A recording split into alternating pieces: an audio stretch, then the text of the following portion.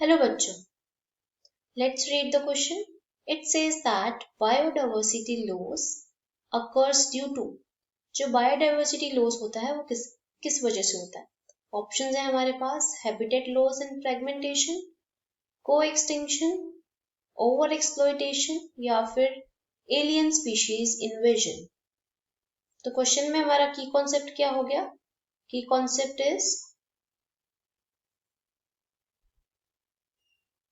Concept हो गया हमारा बायोडाइवर्सिटी लॉस. बायोडाइवर्सिटी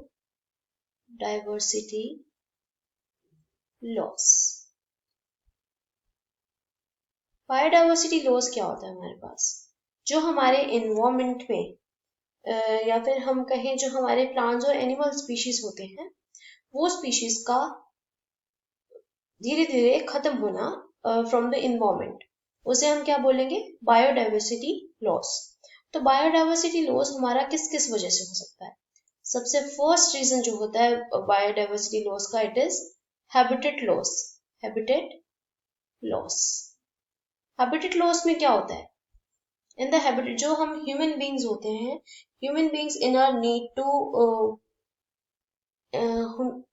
जो ह्यूमन एक्टिविटीज की वजह से जो प्लांट्स और एनिमल स्पीशीज का जो हैबिटेट का लॉस हो जाता है, हैबिटेट का लॉस हो जाएगा मतलब वो रह नहीं पाएंगे. तो वो रह नहीं पाएंगे तो इसका मतलब उनकी जो लाइफ है, लाइफ पे इफेक्ट होगा.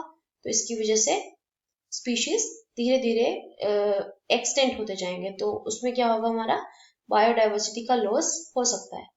तो ह्यूमन एक्टिविटीज इसके अंदर क्या क्या आ जाती है? मतलब कि ह्यूमन एक्टिविटीज आ गई जैसे इंडस्ट्रियलाइजेशन, डिफोरेस्टेशन. इन सब चीजों की वजह से बहुत सारी स्पीशीज का जो है हैबिटेट लॉस हो जाता है. तो उसकी वजह से हमारे पास क्या हो सकता है? Biodiversity loss. और सेकेंड रीजन हम क्या कह सकते हैं? Second reason is over exploitation. Over exploitation. Over exploitation क्या होता है हमारे पास? ओवर एक्सप्लॉयटेशन इज जैसे कि फॉर एग्जाम्पल हम ट्रीज लेते हैं. ट्रीज से हमें बहुत सारे सोर्सेज मिलते हैं as a timber, as medicine, as food. तो ट्रीज को हम बहुत सारी चीजों के लिए यूज करते हैं. तो हम अपनी ग्रीड के लिए हम ट्रीज का यूज डे बाय डे करते जा रहे हैं एंड धीरे धीरे अगर ऐसे ही यूज करते रहे तो उनका ओवर एक्सप्लोइटेशन हो जाएगा and they will be extent one day. तो ऐसे ही हर चीज का अगर हम ओवर एक्सप्लोइटेशन करेंगे तो वो क्या हो जाएगा? At the end will lead to biodiversity loss. तो ये हमारा हो गया सेकेंड रीजन. थर्ड रीजन हमारा क्या होता है? Third reason is alien species invasion. Alien species invasion. Alien species invasion में हम क्या कह सकते हैं? मतलब कि कोई भी फॉरेन स्पीशीज का एंटर होना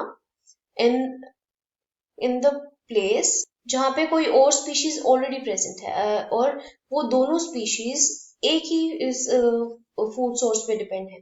तो वो एलियन स्पीशीज अगर वहां पे रहने वाली पहले वाली स्पीशीज से ऑलरेडी बहुत ही पावरफुल हैं तो वो जो है एग्जिस्टिंग वहां पे रहने वाली स्पीशीज को एक्सटेंड कर सकती है. तो ये भी हमारा एक रीजन हो गया बायोडाइवर्सिटी लॉस का.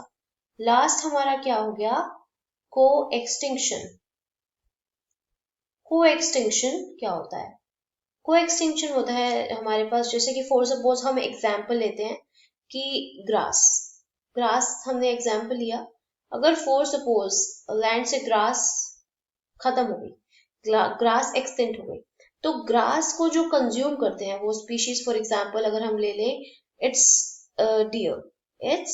डियर और rabbit, we can say means herbivores animals, they consume the grass. अगर ग्रास एक्सटेंट हो जाती है ऑन द अर्थ तो जो ग्रास को कंज्यूम करने वाले एनिमल्स हो गए फॉर एग्जाम्पल हर्बीवोर्स, वो भी एक्सटेंट हो जाएंगे क्योंकि उन्हें खाने के लिए खाना नहीं मिलेगा. तो one day they will also extent. तो को एक्सटेंशन भी हमारा क्या हो गया? एक बायोडाइवर्सिटी लॉस का कॉज हो गया. तो हम देखते हैं कि बायोडाइवर्सिटी लॉस किस किस से होता है. तो हमारा हमने पढ़ा हैबिटेट लॉस एंड फ्रेगमेंटेशन से हो सकता है, को एक्सटेंशन से, ओवर एक्सप्लॉयटेशन और एलियन स्पीशीज इन्वेजन. तो A B C and D वो हमारा कौन से ऑप्शन में दिया है? In the option D. So हमारा आंसर क्या हो गया यहाँ पे? D, that is A B C and D. So hope you understood well. Best of luck.